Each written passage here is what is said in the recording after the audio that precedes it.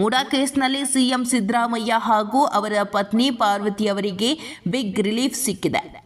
ಮೂಡಾದಲ್ಲಿ ನಡೆದಿದ್ದೆ ಎನ್ನಲಾದ ಹಗರಣದಲ್ಲಿ ಮುಖ್ಯಮಂತ್ರಿ ಸಿದ್ದರಾಮಯ್ಯ ಅವರ ಪತ್ನಿ ಬಿಎಂ ಪಾರ್ವತಿ ಹಾಗೂ ಸಚಿವ ಭೈರತಿ ಸುರೇಶ್ ಅವರಿಗೆ ಜಾರಿ ನಿರ್ದೇಶನಾಲಯ ನೀಡಿದ್ದ ಸಮನ್ಸ್ ಅನ್ನು ರದ್ದು ಮಾಡಿದ ಕರ್ನಾಟಕ ಹೈಕೋರ್ಟ್ನ ತೀರ್ಪನ್ನು ಸುಪ್ರೀಂ ಕೋರ್ಟ್ ಎತ್ತಿ ಹಿಡಿದಿದೆ. ಇಡಿ ಸಲ್ಲಿಸಿದ್ದ ಮೇಲ್ಮನವಿ ಅರ್ಜಿಯ ವಿಚಾರಣೆ ನಡೆಸಿದ ಸಿಜೆಐ ಬಿಆರ್ ಗವಾಯಿ ನೇತೃತ್ವದ ಪೀಠ ಇಡಿಯನ್ನು ಟೀಕಿಸಿದೆ. ರಾಜಕಾರಣಿಗಳು ರಾಜಕೀಯ ಮಾಡಿಕೊಳ್ಳಲಿ, ಇದರಲ್ಲಿ ನಿಮಗೆ ಏನು ಕೆಲಸ ಎಂದು ಇಡಿಗೆ ಸುಪ್ರೀಂ ಕೋರ್ಟ್ ಪ್ರಶ್ನಿಸಿದೆ.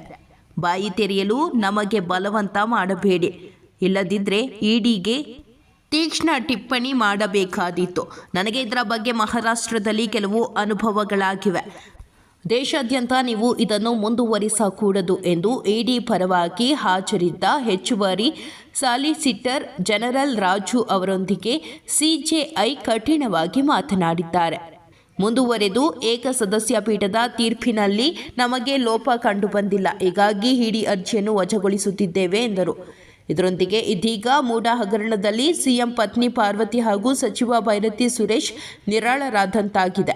ಮೂಡಾ ಹಗರಣಕ್ಕೆ ಸಂಬಂಧಿಸಿದಂತೆ ಕರ್ನಾಟಕ ಹೈಕೋರ್ಟ್ ತೀರ್ಪಿನ ವಿರುದ್ಧ ಸುಪ್ರೀಂ ಕೋರ್ಟ್ಗೆ ಇಡಿ ಮೇಲ್ಮನವಿ ಸಲ್ಲಿಸಿತ್ತು. ಈ ಅರ್ಜಿಯನ್ನು ನ್ಯಾಯಾಲಯ ವಿಚಾರಣೆ ನಡೆಸಿತು. ಮೂಡಾ ಕೇಸ್ನಲ್ಲಿ ಸಿಎಂ ಸಿದ್ದರಾಮಯ್ಯ ಹಾಗೂ ಅವರ ಪತ್ನಿ ಪಾರ್ವತಿ ಅವರಿಗೆ ಬಿಗ್ ರಿಲೀಫ್ ಸಿಕ್ಕಿದೆ.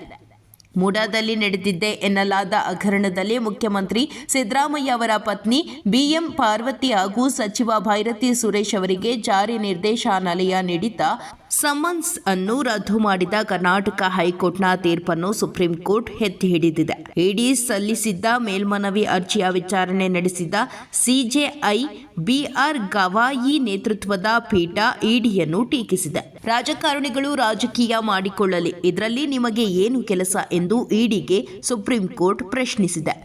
ಬಾಯಿ ತೆರೆಯಲು ನಮಗೆ ಬಲವಂತ ಮಾಡಬೇಡಿ, ಇಲ್ಲದಿದ್ದರೆ ಇಡಿಗೆ ತೀಕ್ಷ್ಣ ಟಿಪ್ಪಣಿ ಮಾಡಬೇಕಾದೀತು. ನನಗೆ ಇದರ ಬಗ್ಗೆ ಮಹಾರಾಷ್ಟ್ರದಲ್ಲಿ ಕೆಲವು ಅನುಭವಗಳಾಗಿವೆ. ದೇಶಾದ್ಯಂತ ನೀವು ಇದನ್ನು ಮುಂದುವರಿಸಕೂಡದು ಎಂದು ಇಡಿ ಪರವಾಗಿ ಹಾಜರಿದ್ದ ಹೆಚ್ಚುವರಿ ಸಾಲಿಸಿಟರ್ ಜನರಲ್ ರಾಜು ಅವರೊಂದಿಗೆ ಸಿಜೆಐ ಕಠಿಣವಾಗಿ ಮಾತನಾಡಿದ್ದಾರೆ. ಮುಂದುವರೆದು ಏಕಸದಸ್ಯ ಪೀಠದ ತೀರ್ಪಿನಲ್ಲಿ ನಮಗೆ ಲೋಪ ಕಂಡುಬಂದಿಲ್ಲ, ಹೀಗಾಗಿ ಇಡಿ ಅರ್ಜಿಯನ್ನು ವಜಾಗೊಳಿಸುತ್ತಿದ್ದೇವೆ ಎಂದರು. ಇದರೊಂದಿಗೆ ಇದೀಗ ಮೂಡಾ ಹಗರಣದಲ್ಲಿ ಸಿಎಂ ಪತ್ನಿ ಪಾರ್ವತಿ ಹಾಗೂ ಸಚಿವ ಭೈರತಿ ಸುರೇಶ್ ನಿರಾಳರಾದಂತಾಗಿದೆ. ಮೂಡಾ ಹಗರಣಕ್ಕೆ ಸಂಬಂಧಿಸಿದಂತೆ ಕರ್ನಾಟಕ ಹೈಕೋರ್ಟ್ ತೀರ್ಪಿನ ವಿರುದ್ಧ ಸುಪ್ರೀಂ ಕೋರ್ಟ್ಗೆ ಇಡಿ ಮೇಲ್ಮನವಿ ಸಲ್ಲಿಸಿತ್ತು. ಈ ಅರ್ಜಿಯನ್ನು ನ್ಯಾಯಾಲಯ ವಿಚಾರಣೆ ನಡೆಸಿತು.